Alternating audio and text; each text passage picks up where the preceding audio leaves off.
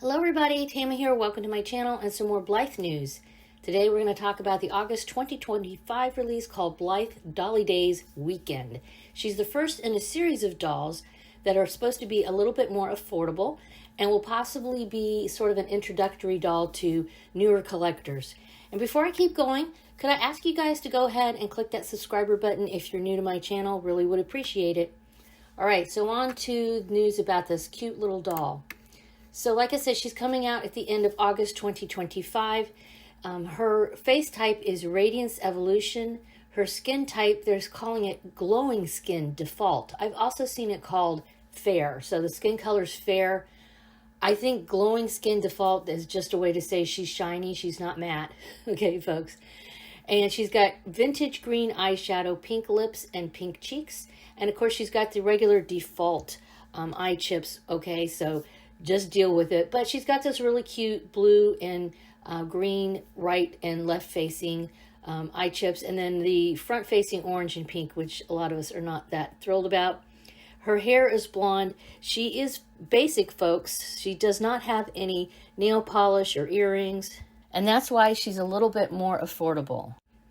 As I put this video together, she is now currently available for pre-order. Believe it or not, they've opened back up. So if you missed her on the first round, this is your chance to get her. She is on Junie Moon right now for $104 US. That does not include shipping. Note, by the way, I did purchase her on the original pre-order from Good Smile, and with shipping, she came to $118 US. Additionally, if you want to know exactly how much she costs, because it does include shipping, CC Toys has her for $158.88. My personal experience with buying anything from Asia, especially Junie Moon, typically shipping can cost me anywhere from $35 to $50. It just depends. So as you can see, her photos are out now so we can get a really good look at this doll. She is very cute. She's got a sort of mild Lolita feel to her with the little gingham blue and white dress and the pink trim and then the bows everywhere. She's got a bow on the top of her head, and then she's also got a bow, multiple bows to the left of her, or to one side. I don't know if it's right or left, depending on where you're at, but to one side of her little bib collar, there's a bunch of little bows on there too.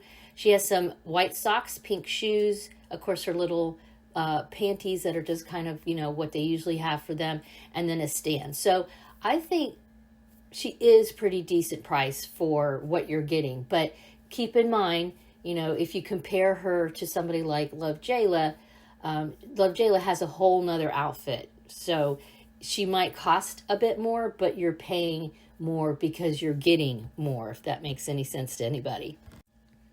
No big surprise, there are mixed thoughts about her when it comes to collectors who are discussing her on various social media platforms. There are some interesting discussions over at the 100% Facebook group. 100% Blythe, that's where they talk about 100% stock Blythe dolls over there, and Danny is the moderator. So he has already shown us some of these photographs.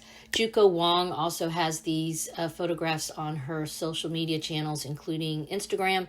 And then, of course, if you sign up for the Junie Moon newsletter, they always send you these as well if you want to get on it, you know, early on. And yeah, so there's mixed results here. Some people think she's really cute, a really good beginner doll. Obviously, I would expect probably people who like to collect these dolls, but also are interested in customizing them, have probably already jumped on her or will again soon, especially if you can get her at the Good Smile Company price in the U.S. You know how I feel about that. I don't think really these dolls should be customized because they're limited. Even this little doll, she's limited, right? I'd really like to see Junie Moon create kits so that it's really just a blank doll, or even allow us to buy parts and pieces like you can over at the dreaded AliExpress. So, and a lot of people have commented that they think this is sort of the answer to that situation with buying the AliExpress dolls versus the real dolls, that this gives people an option. But again, like I said, I feel like at that price, you know, it's still basically double, if not more than double, what you can buy a non-stock AliExpress type doll for. So not really sure if that is fitting in with the hope of, downplaying or pushing back on the fake dolls. So yes, I've read comments like, oh, she's a dime a dozen, she looks too basic, she's boring. And then I've also seen the opposite, how adorable, she's really cute, I wish I had ordered her already, that kind of thing. So let me know what you think in the comments down below. Is she your cup of tea? Did you get in on her? Are you planning to get her?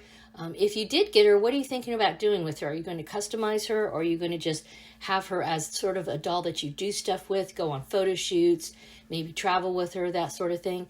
As usual, please give this a thumbs up, subscribe if you haven't already, and thank you for spending a little Dolly time with me. Have a wonderful Dolly day. Bye-bye.